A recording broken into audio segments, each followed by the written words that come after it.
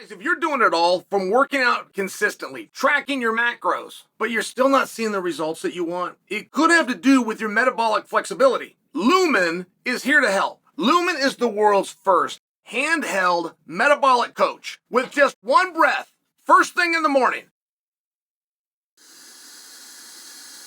This will let you know if you're burning fat or you're burning carbs, and it will give you tailored advice to help improve your nutrition, your workouts, your sleep, your stress management. I've been using Lumen to figure out how the food that I eat works into the bigger picture. And most importantly, I want to know how my body shifts from burning carbs to fat for energy. Lumen will give me daily macro suggestions based on what's going on with my metabolism for that specific day. So it gives me a chance to fuel my body with what's best for me, and I want you to do it too, just before a workout. All you've got to do is breathe into Lumen, and it will let you know if you're burning carbs or fat. Using this biofeedback, Lumen will let you know what's going on in your body in real time. So if you want to take that next step to a fitter, healthier version of you, go to lumen.me/Chael, or just click on the link below. You will get 20% off your Lumen. Jon Jones, Tom Aspinall, UFC brass. Now,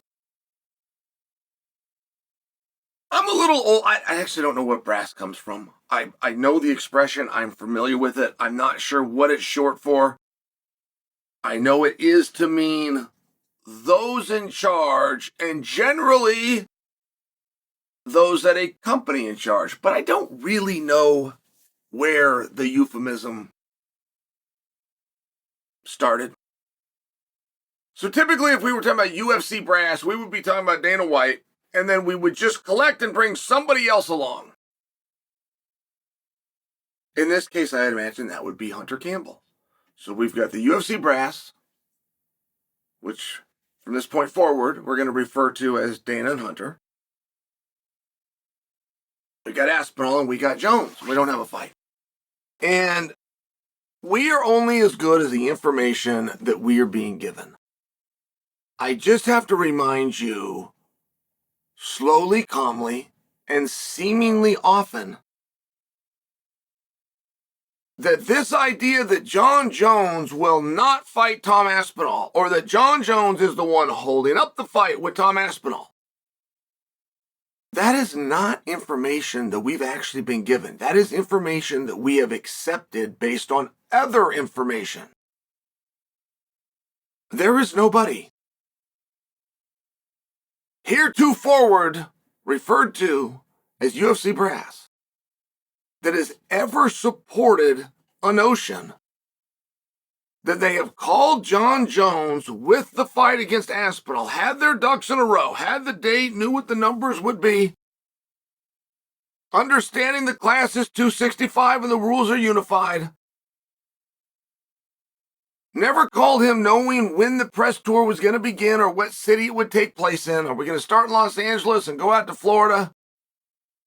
I apologize, I'm in New York. Or do we start out in New York and swing back west through California? Like, these details have never been in place in a call to Jon Jones to where Jon Jones then said, no, that did not happen. Moreover, to the point that that did not happen, we've never been told that it has happened.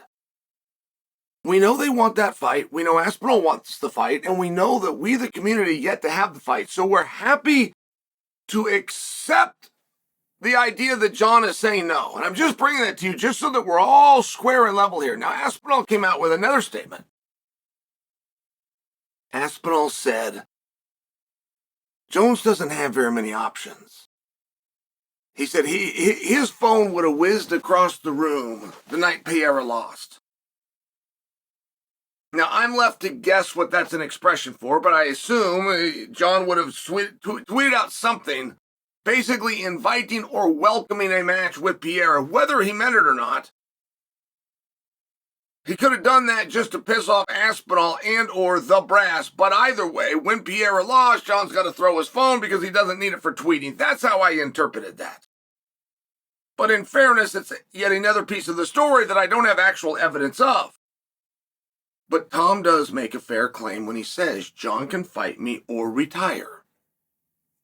In the event that he walk away without facing me, it will be perceived and known by all that he was avoiding facing me.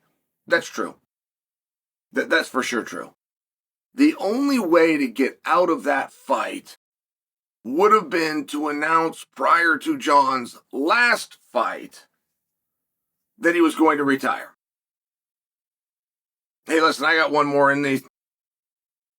I was going to move up, win the heavyweight championship. That was it. I had some interest in Francis. He's long gone. I started to get some interest in some guy the world called Sergey Pavlich. Now they've moved it on to this British guy. I'm not even following the pieces anymore. Let me focus on the firemen. Right at Madison Square Garden, I'll lay the belt, and I want to thank all my fans and wish everybody well. He could have done that. And even by now, what are we in March? That would be a distant memory. He would never be called out. He could have done it in a respectful manner to where Tom Aspinall didn't even call him out. He could have called Tom into the ring, say, hey, take your interim belt off. Here's your new belt. Patted him on the back, and Tom would have left thanking him. But if Tom's point is that at this point there is no other options, it's those two or bust, I agree. It's those two or bust or Tom get vacated, I agree.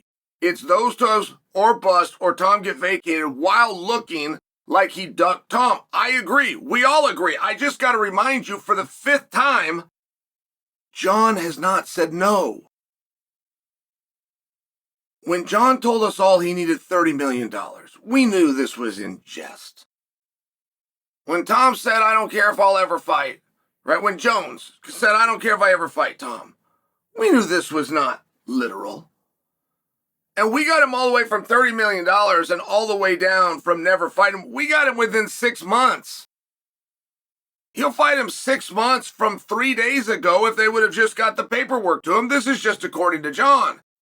Now, the reality is Jon will fight him in 6 weeks from now if that's when the boss calls him and tells him that he's fighting him. I'm just talking about the way that he's even playing it, the way that he's even being perceived, an interview from Jon of which you don't have, hearsay from his opponents and people like me of which you do have.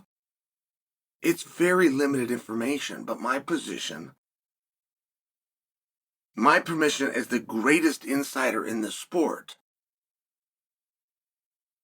Jon will not turn that fight down. Announcement number 1.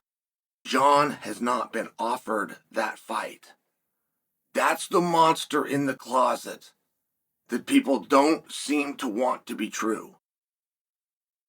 There has not been a suggestion of a date or a venue, not yet, in a phone call to Jon where his opponent would be Tom for the undisputed title. If you believe that Jon Jones is refusing to do those things, you're wrong. He's not yet been presented with that offer.